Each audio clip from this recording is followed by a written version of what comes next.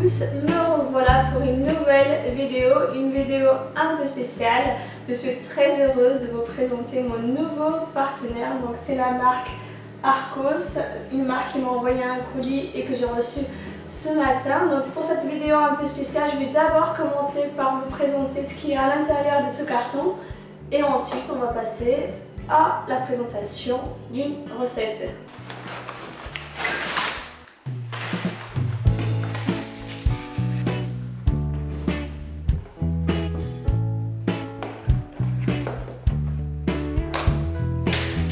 Donc les côtés sont tous à l'intérieur de ce papier.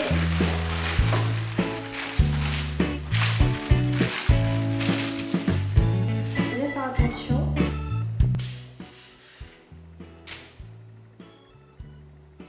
En tout cas, ils sont pas lourds du tout. Ils sont assez légers. Enfin, le petit dernier. Et voilà. En tout cas, j'en suis bien contente.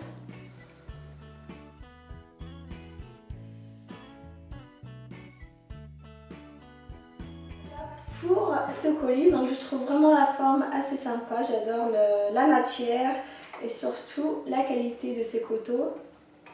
Celui-ci pour les fruits et les légumes par exemple. Voilà. Pour couper de gros morceaux de viande. Et là aussi j'en ai un autre pour couper le pain par exemple. Voilà, et l'avantage de ce colis, de ces coteaux, c'est surtout qu'ils sont assortis également à ma cuisine. Et ça peut être également une très bonne idée de cadeau vu la boîte que je trouve très sympa également. Si vous voulez plus d'informations sur cette marque, vous pouvez très bien les retrouver sur leur site internet arcos.com. Pour compléter cette petite vidéo, je vous présente une recette simple et rapide, une recette salée. Donc pour les épices, il vous faut du sel, du poivre, du curcuma, du gingembre et du cumin. Bien sûr, vous pouvez très bien rajouter d'autres épices, par exemple du curry, la cuisson de l'huile d'olive, des escalopes de poulet facultatif, du fromage, 2 gousses d'ail et un demi-oignon blanc. Et pour finir, il vous faut quelques légumes. Donc là, j'ai quelques poivrons, la moitié d'un jaune, la moitié d'un vert, un rouge, une courgette, un peu de persil et un peu de coriandre. Il vous faut également une pâte feuilletée et un jaune d'œuf pour la décoration.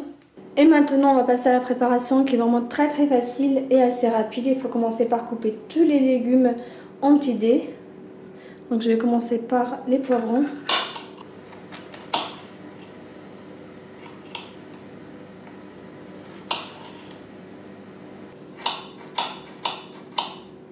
Ensuite il faut faire la même chose avec la courgette. Il faut qu'elle soit aussi coupée en petits dés. Très important. Pour la courgette, vous pouvez très bien la remplacer aussi par des carottes. Et maintenant, je vais faire la même chose avec l'oignon blanc, que j'adore utiliser dans ma cuisine tout simplement parce qu'il est plus doux. Et j'en mets surtout beaucoup dans des salades, des plats qui se mangent tout simplement crus.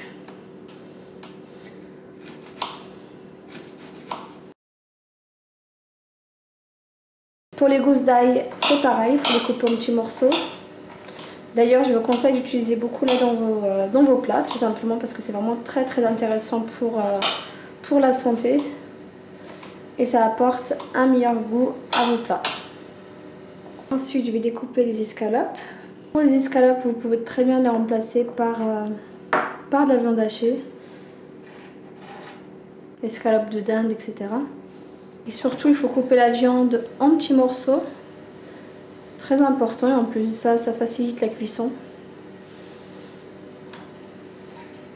Maintenant, je vais passer au persil avec la coriandre.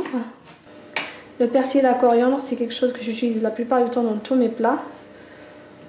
Ça relève vraiment le goût de chaque plat et surtout, c'est très bon. Et maintenant, on va passer à la cuisson. Très simple. Donc je vais commencer par verser dans une poêle de l'huile d'olive.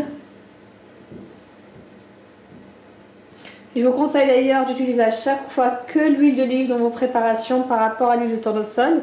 Tout simplement parce que c'est c'est meilleur pour la santé surtout. L'oignon avec les gousses d'ail. Pour le moment je vais mettre que le sel. Et ensuite je rajouterai les autres épices. Alors, je vais mettre la poêle sur feu moyen. Je mélange. Et je laisse revenir mes oignons un petit moment. Ensuite, je fais revenir les poivrons avec la courgette. Il ne faut pas trop les faire cuire pour que les légumes soient croquants. Surtout la courgette et les poivrons. Je rajoute les escalopes. Je vais en mettre qu'un peu. Le persil avec la coriandre. Les épices. Il faut bien mélanger. Si vous le souhaitez, vous pouvez très bien mettre un petit peu d'eau. Sachant que moi je ne le fais pas tout simplement parce que je couvre la poêle et la vapeur retombe à l'intérieur du plat. Et surtout, il faut bien faire attention à ce qu'il n'y ait pas beaucoup d'eau pour pas que la pâte feuilletée justement absorbe cette eau. Voilà. Je couvre mon plat et je laisse revenir le tout un petit moment. Il faut bien surveiller par contre la cuisson. Ma farce est prête après quelques minutes de cuisson. Maintenant, je vais la laisser refroidir un petit moment. Dès que votre farce est froide, il faut en mettre un peu juste sur la moitié de la pâte feuilletée. Un peu de fromage. J'en mets encore un peu. Hop, voilà. Alors maintenant je vais refermer ma pâte, mais avant de la refermer je vais mettre un petit peu de jaune d'œuf. Je vais y aller délicatement pour ne pas déchirer. Et je vais juste bien la refermer encore une fois avec une fourchette. Et en même temps ça me permet de faire quelques motifs. Ensuite pour la décoration je vais juste mettre un petit peu de jaune d'œuf sur le dessus.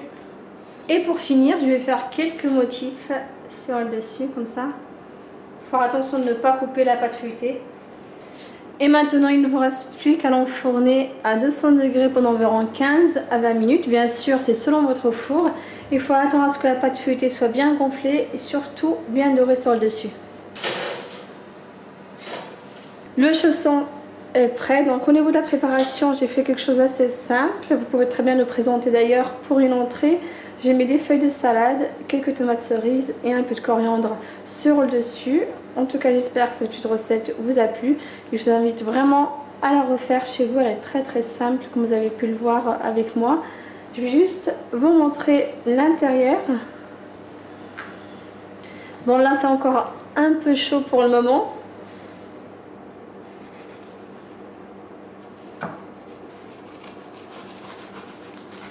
Hop. Ça croustille, ça sent très très bon. Et voici l'intérieur. Voilà, si vous avez des questions au niveau de la préparation, vous pouvez très bien me les poster sur ma chaîne YouTube. Je vous répondrai avec grand plaisir. À très bientôt. Ciao, ciao. Voilà pour aujourd'hui, vous pouvez retrouver toutes les informations concernant la marque Arcos et aussi les ingrédients juste sous la vidéo dans la barre info. N'hésitez pas à vous abonner pour plus de recettes et si vous souhaitez m'encourager, c'est très simple. Il suffit de cliquer sur le petit bouton partager pour faire découvrir ma chaîne YouTube à vos amis, à votre famille, etc. À très bientôt. Ciao, ciao.